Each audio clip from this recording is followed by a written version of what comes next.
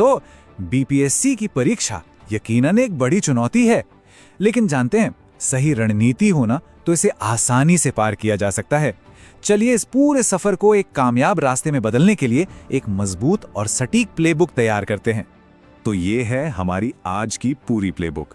हम बीपीएससी की चुनौती को समझने से शुरू करेंगे, फिर प्रीलिम्स और मेंस में महारत हासिल करने के तरीके देखेंगे और आखिर में एक असरदार डेली रूटीन बनाने तक हर एक कदम पर विस्तार से बात करेंगे।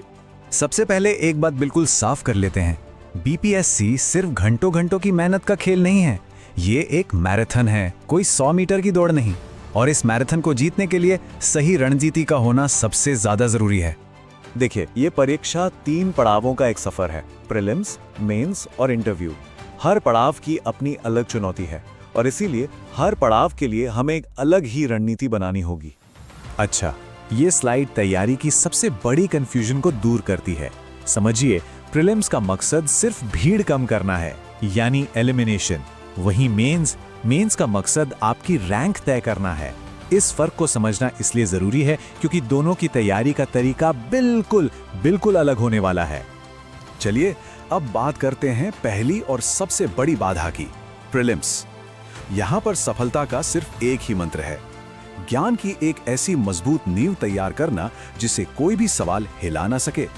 और ये नींव 3 आसान स्टेप्स में बनती है। पहला, एनसीईआरटी की किताबों से अपने बेसिक्स को पत्थर की तरह मजबूत करें।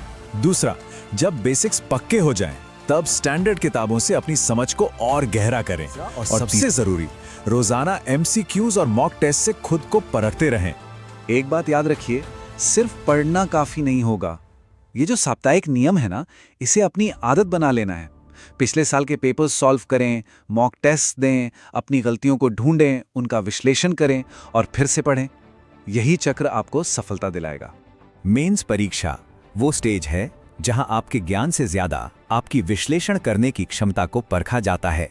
तो चलिए अब असरदार तरीके से जवाब लिखने और सही विषय चुनने के लिए एक पक्की रणनीति बनाते हैं। आपकी मेंस की तैयारी का एक बहुत ही अहम फैसला है सही ऑप्शनल सब्जेक्ट चुनना।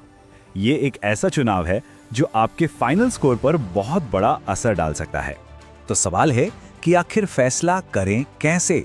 जवाब बहुत सीधा है, दूसरों को देखकर या किसी के दबाव में आकर फैसला मत लीजिए।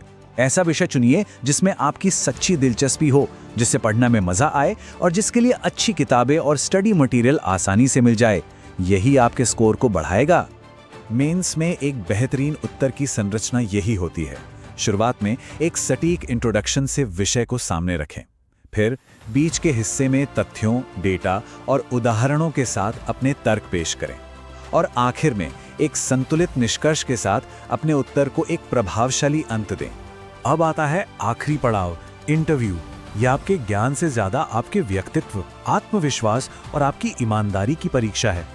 इंटरव्यू में आपकी सबसे बड़ी ताकत आपका आत्मविश्वास और आपकी ईमानदारी। और नए टॉपिक्स को सुबह पढ़ें क्योंकि तब दिमाग सबसे ज्यादा फ्रेश होता है। दोपहर का समय प्रैक्टिस और रिवीजन के लिए रखें और शाम को सिर्फ मेंस के लिए उत्तर लिखने पर ध्यान दें। और हाँ, रात को सोने से पहले करंट अफेयर्स पढ़ना न भूलें। देखिए, आप जो कुछ भी पढ़ते हैं उसे लंबे समय तक याद रखने के सिर्फ 2 ही तरीके हैं। पहला, असरदार और छोटे नोट्स बनाना, और दूसरा, अनुशासित तरीके से हर हफ्ते और हर महीने उन्हें दोहराना। इसके बिना सारी पढ़ाई बेकार जा सकती है। और आखिर में ये जानना जितना जरूरी है कि क्या करना है, उतना ही जरूरी ये भी समझना है कि क्या नहीं करना है। तो चलिए उन आम गलतियों से बचते हैं जो तैयारी को पटरी से उतार सकती हैं। बिना किसी प्लान के पढ़ना, रिवीजन को टालते रहना या मॉक टेस्ट से बचना, ये कुछ ऐसी गलतियां हैं जो सबसे मेहनती कैंडिडेट को भी रास्ते से भटका सकती हैं। इसीलिए लगातार योजना बनाना और समय समय पर खुद का मूल्यांकन करना बेहद जरूरी है।